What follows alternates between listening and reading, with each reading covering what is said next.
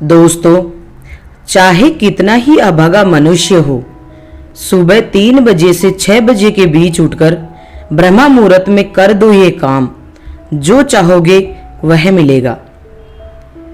एक समय की बात है, माता पार्वती ने भगवान शिव से पूछा, स्वामी, मैंने देखा है कि चाहे कितना ही अभागा मनुष्य हो, अगर वह सुबह के समय ब्रह्मा मुहूर्त में उठता है तो वह बहुत सुखी रहता है। ऐसा क्यों है? मुझे ब्रह्मा मुहूर्त का रहस्य बताइए। तब भगवान शिव ने कहा, देवी, मैं आपको इस प्रश्न का उत्तर एक कथा के माध्यम से बताऊंगा। कृपया आप इस कथा को ध्यान पूर्वक सुनना, और जो भी मनुष्य इस कथा को पूरा सुनेगा वह कभी भी इस अवसर को अपने हाथ से जाने नहीं देगा। ब्रह्मा मुहूर्त का रहस्य जानकर पूरा जीवन बदल जाएगा। भगवान शिव कथा को सुनाना प्रारंभ करते हैं और माता पार्वती से कहते हैं, बहुत समय पहले की बात है। काशी में दीनू नाम का एक लड़का रहता था। वह लड़का बहुत ही अच्छा था, लेकिन एक गलत आदत थी, वह देर तक सोता रहता था। सुबह उसे जगाने के लिए घर वाले कई प्रयास करते थे, परंतु वह रोजाना सुबह देर तक उठता था। वह लड़का कभी भी 9 बजे से पहले नहीं उठता था। जब वह बालक था तब परिवार वालों ने सोचा कि जब ये बड़ा हो जाएगा तो इसकी आदत में सुधार हो जाएगा, परंतु वह लड़का जैसे जैसे बड़ा होता गया उसकी ये आदत और भी ज्यादा गहरी होती चली गई। दुनिया इधर से उधर हो सकती थी, लेकिन वह लड़का कभी भी जल्दी नहीं उठ पाता था। उसके पिता उसकी इस आदत से बहुत ज्यादा परेशान रहने लगा था।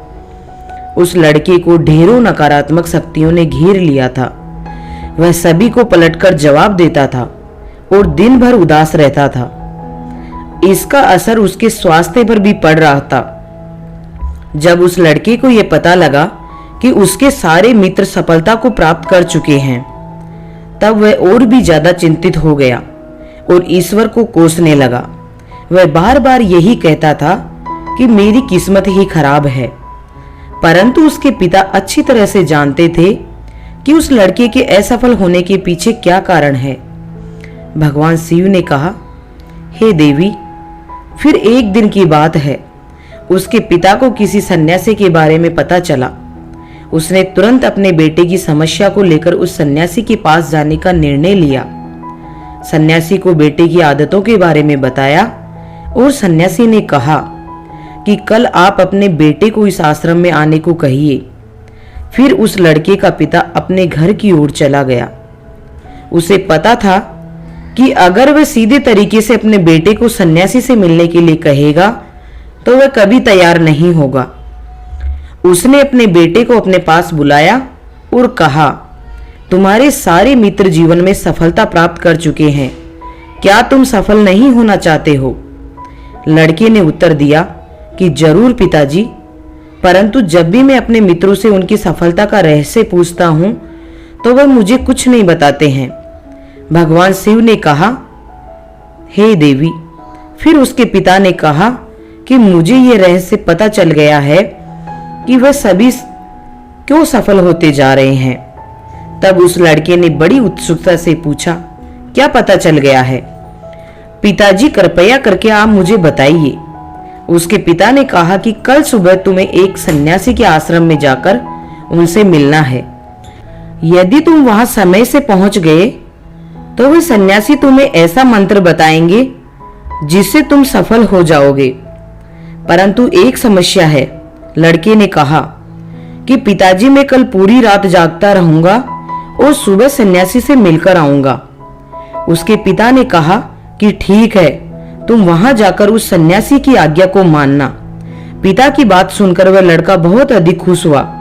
जीवन में पहली बार रात्रि में वह जागता रहा, परंतु थोड़े ही समय में उसे नींद आ गई और वह सो गया। फिर अगली सुबह जब वह उठा तो उसे पता चला कि सन्यासी से मिलने का समय समाप्त हो चुका था। उसके पिता ने लड़के की तरफ देखा और कहा कि तुम जीवन में कभी सफल नहीं हो पाओगे, जाओ और जाकर सो जाओ।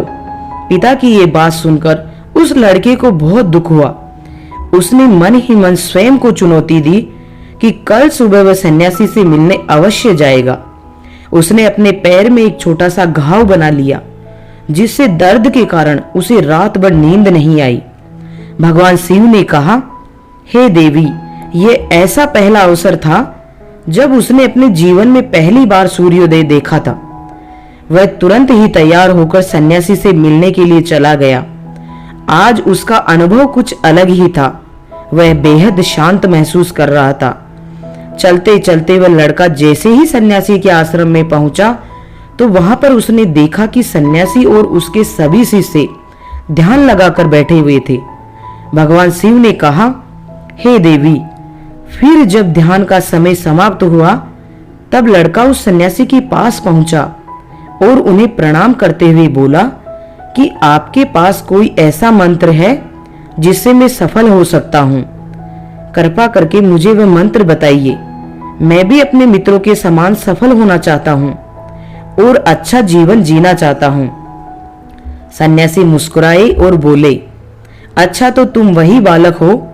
तुम्हारी पिताजी मुझसे मिलने आए थे और उन्होंने तुम्हारे विषय में मुझे सब कुछ बता दिया था। मैं तुम्हें वह मंत्र अवश्य बता देता, परंतु। अब लड़के ने जैसे ही परंतु शब्द सुना तो लड़का घबरा गया। उसने पूछा, परंतु क्या गुरुदेव? तब सन्यासी बोला, मैं तुम्हें वह मंत्र बताऊंगा, परंतु अगले 21 दिनों तक तुम्हें मेरी आज्ञा माननी होगी। मैं तुम्हें वह मंत्र 21 दिनों के बाद बताऊंगा। तब तक मैं तुमसे जो भी कार्य कहूंगा तुम्हें वह करना होगा। यदि तुम असफल हुए या कार्य के बीच में तुम्हारा संकल्प टूट गया तो उस मंत्र का असर नहीं होगा। दृढ़ निश्चय के साथ उस लड़के ने कहा कि मुझे आपकी सारी आज्ञा स्वीकार है। मैं अगले 21 दिनों के लिए आपका दास हूं। आप जो भी कहेंगे मैं वही कार्य करूंगा। मुझे केवल और केवल उस मंत्र के बारे में जानना है। सन्यासी ने उस लड़के से कहा कि ठीक है, कल से तुम्हारा कार्य शुरू होगा। तुम इसी आश्रम में निवास करोगे। वह लड़का आश्रम में निवास करने के लिए तैयार हो गया। सन्यासी ने कहा कि यहाँ रहते हुए तुम्हें ब्रह्म मुहूर्त में उठना होगा और दूसरे शिष्यों की तरह ध्यान और तप करना होगा। साथ ही आश्रम के कार्यों में भी सहायता करनी होगी। ध्यान रहे, ये संकल्प टूटना नहीं चाहिए। अब लड़का सन्यासी की बात से सहमत हो गया और अगले दिन उसके कार्य की दिन की शुरुआत थी। इस बार उसने दृढ़ निश्चय किया, परंतु 1 सप्ताह बीतने के पश्चात ही उसका संकल्प टूट गया और वह 8वें दिन देर तक सोता रहा। जब वह नींद से जागा तो उसने कहा कि मुझसे कितनी बड़ी भूल हो गई है। वह रोते हुए सन्यासी के पास पहुंचा और कहने लगा कि हे गुरुदेव, मेरा संकल्प टूट गया। अब मैं जीवन में कभी सफल नहीं हो पाऊंगा। सन्यासी ने उसे समझाते हुए कहा कि एक बार फिर से शुरुआत करो, फिर से संकल्प करो। लड़के ने सन्यासी से पूछा कि सुबह उठना इतना आवश्यक क्यों होता है और यहाँ पर सभी लोग इतनी जल्दी क्यों उठ जाते हैं। तब सन्यासी ने लड़के को समझाते हुए कहा कि सुबह यानी ब्रह्म मुहूर्त में उठने के पीछे बहुत बड़ा विज्ञान छुपा हुआ है।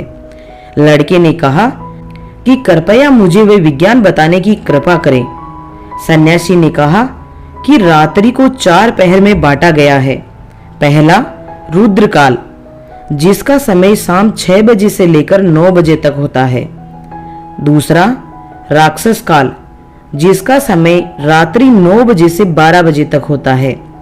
तीसरा गंधर्व काल, जिसका समय रात्रि 12 बजे से 3 बजे तक होता है। और सबसे अंत में जो पहर आता है उसे मनोहर काल कहते हैं। इस समय को ब्रह्म मुहूर्त या अमृत बेला के नाम से भी जाना जाता है। इसका समय भोर 3 बजे से सुबह 6 बजे तक होता है।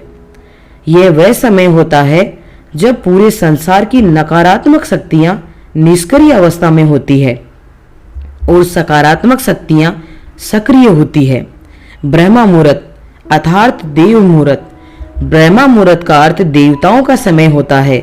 वह सन्यासी आगे कहता है, इस समय देवता धरती पर विचरण कर रहे होते हैं और जागृत मनुष्य पर उसका बड़ा ही सकारात्मक प्रभाव पड़ता है। ब्रह्म मुहूर्त ऐसा समय होता है जिसमें मनुष्य का मस्तिष्क बिल्कुल खाली होता है, जिसमें किसी प्रकार के कोई विचार नहीं होते हैं। और जब इस समय व्यक्ति अपनी पुस्तक खोलकर पाठ का अध्ययन करते हैं तो उन्हें सब कुछ जल्दी जल्दी याद भी होता है और ये लंबे समय तक याद रहता है। ये ऐसा समय है जिसमें हम ज्ञान को समझने का प्रयास करते हैं। इस कारण आश्रम के सभी शिष्य और संसार में बहुत से ज्ञानी लोग ब्रह्मा मुहूर्त में उठ जाते हैं। प्राचीन काल में रोशनी का कोई स्रोत न होने के कारण लोग अपने दिन का समापन सूर्यास्त के साथ और आरंभ सूर्योदय के साथ करते थे। यह एक तरीका है जिससे मानव जीवन प्रकृति के साथ तालमेल बनाकर चलता है। फिर उस समय लड़के ने कहा कि ठीक है, मैं कल से अपना संकल्प फिर से शुरू करता हूं, परंतु ब्रह्मा मुहूर्त में उठकर मुझे क्या क्या करना चाहिए। तब सन्यासी ने कहा कि ठीक है, मैं तुम्हें बताता हूं कि ब्रह्मा मुहूर्त में क्या करना चाहिए और कैसे करना चाहिए। सबसे पहले उठकर धरती माता पर पांव रखने से पहले धरती माता को प्रणाम करना चाहिए और अपनी दोनों हथेलियों को देखना चाहिए और ईश्वर को धन्यवाद देना चाहिए कि उन्होंने तुम्हें आज का सूर्योदय देखने का अवसर दिया है। इसके बाद नित्य क्रम और स्नान करने से शरीर की ही नहीं बल्कि मन की शुद्धता भी बढ़ती है। स्नान करने के पश्चात ध्यान की प्रक्रिया होती है। ब्रह्मा मुहूर्त में ध्यान की अवधि 21 दिन तक होती है। इस विधि का उपयोग तब तक किया जाता है जब आप अपनी कोई मनोकामना की पूर्ति चाहते हैं। यह ऐसा समय होता है जब व्यक्ति अपने आज्ञा चक्र को सक्रिय करने पर काम करते हैं। आगे वह सन्यासी कहता है, आज्ञा चक्र दोनों बाहों के बीच होता है। यह संकल्प का स्थान भी कहा जाता है। अगर इस चक्र पर ध्यान केंद्रित किया जाए और अपनी मनोकामना को बार बार दोहराया जाए तो मात्र 21 दिनों के भीतर वह मनोकामना पूरी हो जाती है। अगर आपके मन में कोई अधूरी मनोकामना है और आप उसे पूरी करना चाहते हैं, तब उसे सबसे पहले उस मनोकामना का स्पष्टीकरण कर लें। आपको क्या चाहिए, यह निर्णय अवश्य कर लें। इसके बाद ध्यान की विधि को शुरू करें। ब्रह्मा मुहूर्त में स्नान के बाद एक ऐसा स्थान चुनें जहां पर वायु का प्रवेश हो। ध्यान में शुद्ध प्राणवायु का होना आवश्यक होता है। ध्यान की मुद्रा में रीढ़ हड्डी सीधी होनी चाहिए, साथ ही गर्दन भी सीधी होनी चाहिए। सुखासन की अवस्था में दोनों हाथों को घुटनों पर रखकर आंखें बंद करके बैठ जाएं। हाथों की मुट्ठी को बंद कर लें और 2-3 मिनट तक बिल्कुल शांत हो जाएं। जब आपका शरीर स्थिर हो जाए और श्वास भी शांत हो जाए, तब उसके बाद अपना सारा ध्यान आज्ञा चक्र पर लगाएं। इस दौरान लंबी गहरी सांस लें और सांस को रोक कर रखें। इस समय आप अपनी इच्छा को मन ही मन दोहराएं और अपने मन से इष्ट देव और देवी देवताओं और गुरुजनों का चिंतन करें। जब सांस को रोकना कठिन हो जाए, तब धीरे धीरे सांस को बाहर की ओर छोड़ो। सांस को नाक से भरे और मुंह से बाहर छोड़े। इस प्रक्रिया को 3 से 4 बार प्रतिदिन दोहराएं। ऐसा प्रतिदिन करने से आपकी जो मनोकामना है वह अवचेतन मन तक अवश्य पहुंच जाएगी और इच्छा पूर्ति जल्दी ही होगी। आज्ञा चक्र सक्रिय होता है और हमारी आज्ञा को पूरा करता है। सांस को रोककर रखने के दौरान शरीर में आपातकाल की स्थिति हो जाती है, जिससे कि आप बेकार की बातें सोचने और विचार करने से बचते हैं। ब्रह्मा मुहूर्त के समय ईश्वर की विशेष कृपा होती है और कोई भी व्यक्ति अपनी मनोकामना को इस समय दोहराता है तो उसकी इच्छा जल्द से जल्द पूरी होती है। इस प्रकार सन्यासी ने उस लड़के को ब्रह्मा मुहूर्त का महत्व बताया। अगले 21 दिनों तक उस लड़के ने बड़े ही मन के साथ इस प्रक्रिया को अपनाया। अब वह बहुत ही ज्यादा अनुशासित और शांत स्वभाव का बन चुका था। उस लड़के ने जैसे ही अपना संकल्प पूरा कर लिया, उसके बाद वह लड़का बड़े ही प्रसन्न भाव से सन्यासी के पास पहुंचा और कहने लगा, हे गुरुदेव, मैंने 21 दिनों का संकल्प पूरा कर लिया है। अब कृपया मुझे सफल होने का मंत्र बताइए। तब उस सन्यासी ने मुस्कुराते हुए कहा कि पिछले 21 दिनों से जो अभ्यास तुम करते आए हो वही तुम्हारी सफलता का मंत्र है। जो व्यक्ति ब्रह्म मुहूर्त में उठकर ध्यान प्रक्रिया को सही से करते हैं वह जीवन में कभी असफल नहीं हो सकते। तुम्हें ब्रह्म मुहूर्त का रहस्य पता चल चुका है, अब तुम इसे जीवन पर्यंत करो। तुम्हें जीवन के लक्ष्य और सफलता दोनों प्राप्त होंगे। उस लड़के ने सन्यासी को धन्यवाद दिया और ब्रह्म मुहूर्त के नियमों का पालन जीवन पर्यंत तक करने का वादा भी किया। भगवान शिव ने कहा, हे देवी, अब तो आपको पता चल गया होगा कि ब्रह्म मुहूर्त में क्या होता है। तब माता पार्वती ने कहा, हे स्वामी, अब मुझे ब्रह्म मुहूर्त का संपूर्ण ज्ञान हो गया है। इतना कहकर माता पार्वती ने भगवान शिव को प्रणाम किया। दोस्तों, अगर आपको वीडियो पसंद आया हो तो वीडियो को लाइक और अपने दोस्तों के साथ शेयर करें। साथ ही हमारे चैनल को सब्सक्राइब करें। धन्यवाद।